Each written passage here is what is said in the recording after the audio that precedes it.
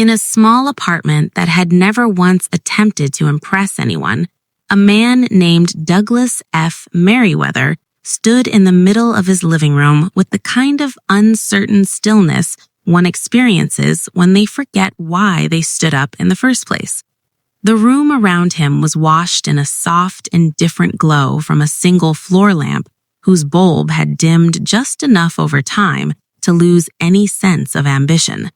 The walls were painted in the color that wasn't quite beige, not exactly cream, and possibly not even a real color at all.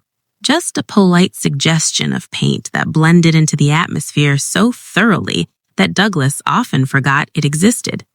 He blinked slowly, each blink long enough that one might mistake it for a moment of deep thought, although he wasn't thinking about anything in particular.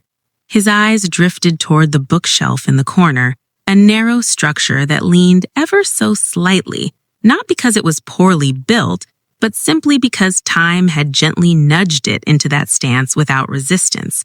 On the second shelf sat a ceramic bowl filled with keys that no longer opened anything, coins from places he didn't remember visiting, and a single button from a shirt he no longer owned.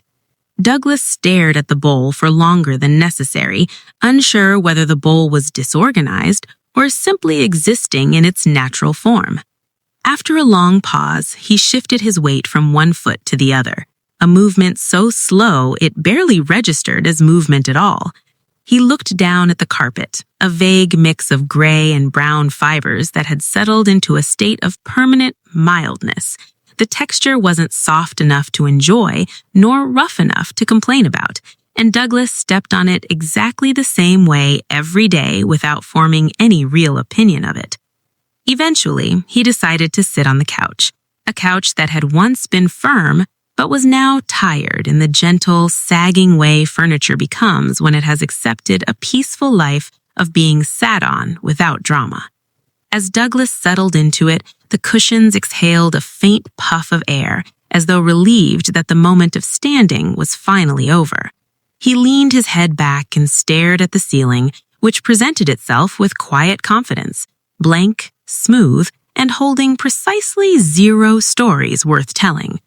To his right, the small side table held a coaster with the faint outline of a circle from a glass he had placed there weeks ago.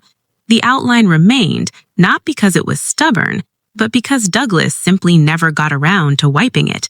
Beside the coaster, a lamp with a slightly crooked shade struggled to illuminate the corner, producing a soft pool of light that didn't quite reach the edges of the table. Douglas stared at the shade, wondering if it had always been crooked or if this was a new development in his otherwise uneventful life. He reached for the remote control lying beside him, not with purpose, but with the lazy curiosity of someone who might or might not turn on the television. His fingers brushed the remote, then retreated, as though even that minor decision required more energy than the moment allowed. Instead, Douglas placed his hands gently on his lap and took a slow breath, the kind of breath that comes from a person who has spent the entire day doing very little and plans to continue that pattern into the night. Across the room, the curtains swayed slightly from a breeze that seemed unsure of its own existence. The movement was small, almost embarrassed, as if the wind wasn't fully committed to entering the room. Beyond the curtains, the faint glow of a street lamp filtered through, creating a softly uneven rectangle of light on the floor, a shape too subtle to bother noticing, but too present to ignore completely. Douglas's gaze drifted toward the dining table, where a stack of mail had accumulated without any urgency. Most of it consisted of advertisements, brochures, and envelopes stamped with phrases like "important noticed" that rarely contained anything of actual importance. He wondered briefly if he should sort through them, but the moment the idea appeared, it deflated like a balloon losing air, leaving behind only the mild comfort of not doing anything at all. He shifted his legs, adjusting his position by a barely noticeable inch, and let his thoughts float aimlessly. One moment he considered cleaning the kitchen counter, the next he imagined tightening a slightly loose screw on the cupboard door, and then almost immediately afterward, he thought of absolutely nothing. The quiet inside his mind matched the quiet in the room, steady, uneventful, and thick enough to make time feel like it had slowed to a gentle crawl. The air purifier in the corner hummed in its usual monotone, a sound that's so consistent that it had become part of the background of his life.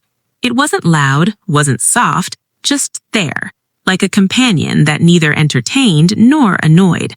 Douglas blinked again, slowly, letting his eyelids hover closed for an extra beat before reopening. The night pressed on in a kind of peaceful monotony.